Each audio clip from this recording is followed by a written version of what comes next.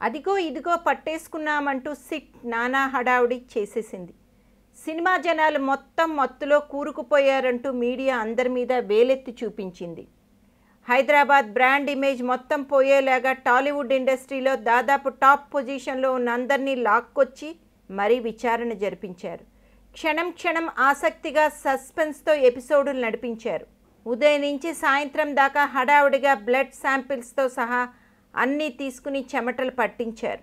వచ్చిన సెలబ్రిటీలు ఏ రంగు చొక్కా వేసుకుని వచ్చారు, ఎలాంటి వారు, వారి పుట్టుపూర్వోత్తరాలు ఏమిటి, వారు మందు తాగుతారా లేదా, ఇలా రకరకాల ప్రశ్నల మధ్యన గంటల గంటల విచారణ సాగింది. కానీ చర్యల విషయంలో మాత్రం సిట్ స్పందన కనపడడం లేదు.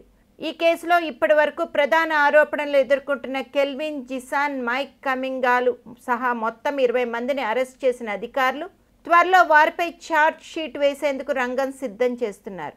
ఇప్పటి వరకు 11 మంది సినీ ప్రముఖులను దాదాపు 88 గంటల పాటు విచారించిన సిట్ అరెస్ట్ అయిన నిందితులకు డ్రగ్స్ దందాపై పై స్థాయిలో ఉన్న లింకులను ఛేదించలేకపోయిందని తెలుస్తోంది. ఈ 11 మందిలో విచారణ ఎదుర్కొంటున్న 2 సినిమా ప్రముఖుల అరెస్టు తప్పదు అన్నట్టు మాట్లాడారు సిట్ అధికారులు. కానీ చివరికి అందరూ తప్పించుకున్నట్టే కనిపిస్తోంది. ఇవాళ ఆఖరిగా గాయని గీతామాధురి భర్త నందు విచారణకు వచ్చారు. ఇతనితో సహా 11 మందిలో ఎవరిని అరెస్ట్ చేయడం కోసం తగిన ఆధారాలు లేవు అని తెలుస్తోంది. సో సిట్ ఇక సైలెంట్ అయిపోయినట్టే, అరెస్ట్లకి ఛాన్స్ లేదు. కొండ తవ్వి ఏం పట్టుకున్నారు అంటున్నారు మీడియా వర్గం వాళ్ళు.